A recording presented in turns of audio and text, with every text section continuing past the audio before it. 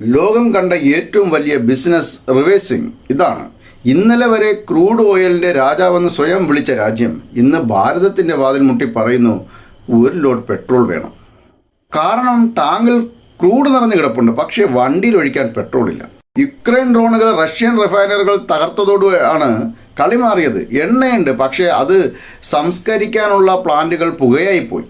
വേനൽക്കാലം വന്നപ്പോൾ മോസ്കോയിലെ പമ്പുകൾ നീണ്ട ക്യൂ, വില കുതിച്ച് സർവകാല റെക്കോർഡിൽ വന്നുകൊണ്ടിരിക്കുകയാണ്. അപ്പോഴാണ് റഷ്യ ഇന്ത്യയിലേക്ക് നോക്കിയത്. അവർ ക്രൂഡ് കപ്പലിൽ കയറ്റി ഇന്ത്യയിലെ ഗുജറാത്തിലേക്ക് അയച്ചു. ജാംനഗറിലെ ലോകത്തിലെ ഏറ്റവും വലിയ റിഫൈനറി അത് ഏറ്റുവാങ്ങി. വാടിനാറിലെ നയാരയും കൂടെ അത് നിന്നു. ലോകത്തെ ഏറ്റവും കുറഞ്ഞ ചെലവിൽ ഏറ്റവും വേഗത്തിൽ ആ ക്രൂഡ് മെയ്ഡ് ഇൻ ഇന്ത്യ പെട്രോളായി. അതെ, കപ്പലിൽ തന്നെ അത് തിരിച്ച് റഷ്യയിലേക്ക് പോകുകയും ചെയ്യുന്നു.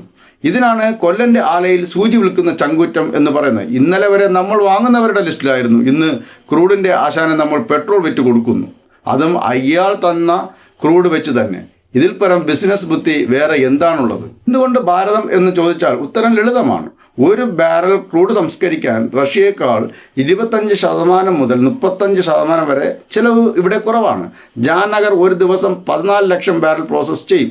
കപ്പൽ കാലിയായി തിരിച്ചു പോകേണ്ട, ക്രൂഡ് ഇറക്കിയ ഉടനെ തന്നെ പെട്രോൾ നിറച്ച് മടക്കയാത്ര, സമയവും പണവും ലാഭം. ഇന്ന് എണ്ണ, നാളെ സെമി കണ്ടക്ടർ, കളി മാറുകയാണ്. സൗത്ത് ഏഷ്യ റെഡ് സോണാണ്, യുദ്ധം വരും, ആരും നിക്ഷേപിക്കില്ല എന്ന് വിളിച്ചവർ ഇന്ന് മിണ്ടുന്നില്ല. കാരണം അതേ സൗത്ത് ഏഷ്യയിലേക്ക് ജപ്പാൻ 10 ലക്ഷം കോടി നിക്ഷേപിക്കാൻ കരാർ ഒപ്പിട്ട് കഴിഞ്ഞു. ആപ്പിൾ ഇവിടെ ഐഫോൺ ഉണ്ടാക്കുന്നു, ടെസ്ല ഫാക്ടറിക്ക് സ്ഥലം നോക്കുന്നു, സെമി കണ്ടക്ടർ ഹബ്ബുകൾ ഗുജറാത്തിൽ ഉയരുന്നു. ഇതിനിടയിലാണ് റഷ്യയുടെ പെട്രോൾ ഓർഡർ വരുന്നത്. ഇതാണ് റൈസിംഗ് ഇന്ത്യ. വെറും വാക്കല്ല, കപ്പലിൽ കയറ്റി പോകുന്ന പെട്രോൾ എഴുതി വെച്ച തെളിവാണിത്. യുദ്ധം വന്നപ്പോൾ യൂറോപ്പ് വിറച്ചു, പമ്പിൽ ക്യൂ കിലോമീറ്ററുകൾ നീണ്ടു. ഇന്ത്യക്കാരൻ പക്ഷേ ടെൻഷൻ അടിച്ചില്ല, കാരണം ഡൽഹിയിൽ ഇരിക്കുന്നവർ ഉറങ്ങിയിട്ടില്ല. എവിടെ നിന്ന് ക്രൂഡ് കിട്ടും, എവിടെ സംസ്കരിക്കും, എങ്ങനെ വില പിടിച്ചു നിർത്തും എന്ന് കൃത്യമായി കാൽക്കുലേറ്റ് ചെയ്തു. അതാണ് ഒരു രാജ്യത്തിൻ്റെ കരുതൽ. ഇതിൽ പൊതുമേഖലയുടെ പങ്ക് ചെറുതല്ല. IOC, BPCL, HPCL ഇന്ത്യയുടെ നട്ടെല്ലാണ്. ഏറ്റവും വലിയ പാഠം എന്താണ്? ക്രൂഡ് ഓയിൽ ഭൂമിക്കടിയിൽ ഉള്ളത് കൊണ്ട് മാത്രം ഒരു രാജ്യം വലുതാവുന്നില്ല.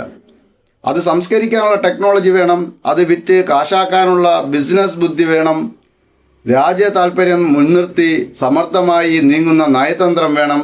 ഇന്ന് ഭാരതത്തിൻ്റെ കയ്യിൽ ഇത് മൂന്നുമുണ്ട്. 1947 നമ്മൾ കപ്പലിൽ വന്ന ഗോതമ്പിന് വേണ്ടി കാത്തുന്ന രാജ്യമാണ്. 2026 ക്രൂഡിൻ്റെ രാജാവ് നമ്മുടെ തുറമുഖത്ത് കപ്പൽ അടുപ്പിച്ച് പെട്രോളിന് വേണ്ടി കാത്തു നിൽക്കും.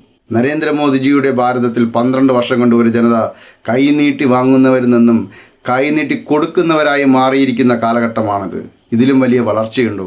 ഈ രാജ്യത്തിൻ്റെ വളർച്ചയുടെ നേട്ടങ്ങൾ ഇതിനോടകം തന്നെ പല രൂപത്തിൽ ജനങ്ങളിലേക്ക് എത്തിക്കൊണ്ടിരിക്കുകയാണ്. ദേശീയപാതകൾ, എക്സ്പ്രസ് ഹൈവേകൾ, റെയിൽവേ നവീകരണം, വിമാനത്താവളങ്ങൾ, തുറമുഖങ്ങൾ പോലെ വികസന പദ്ധതികളായും സൗജന്യ റേഷൻ, പ്രധാനമന്ത്രി ആവാസ് യോജന, ജൽ ജീവൻ മിഷൻ, ആയുഷ്മാൻ ഭാരത്, കർഷക സഹായ പദ്ധതികൾ, വനിതാ ശാക്തീകരണ പദ്ധതികൾ തുടങ്ങി അനവധി ക്ഷേമ പദ്ധതികളായും അതിൻ്റെ ഗുണഫലം കോടിക്കണക്കിന് ജനങ്ങൾ അനുഭവിക്കുന്നുമുണ്ട്. യുദ്ധവും ആഗോള പ്രതിസന്ധിയും കാരണം പല രാജ്യങ്ങളിലും ഇന്ധനവില നിയന്ത്രണം വിട്ടപ്പോൾ പോലും നമ്മുടെ ഭാരതത്തിൽ അതിൻ്റെ ആഘാതം കഴിയുന്നത്ര കുറച്ചു നിർത്താൻ കഴിഞ്ഞു. ലോകത്തിൻ്റെ നെറുകയിൽ ഇരിക്കുന്നവനല്ല, നെറുകയിലേക്ക് കയറുന്നവനാണ് യഥാർത്ഥ രാജാവ്. ആ കയറ്റത്തിൻ്റെ പേരാണ് പുതിയ ഭാരതം. ആ ഭാരതത്തെ നയിക്കുന്നതോ ലോകാരാധ്യൻ നരേന്ദ്രമോദി.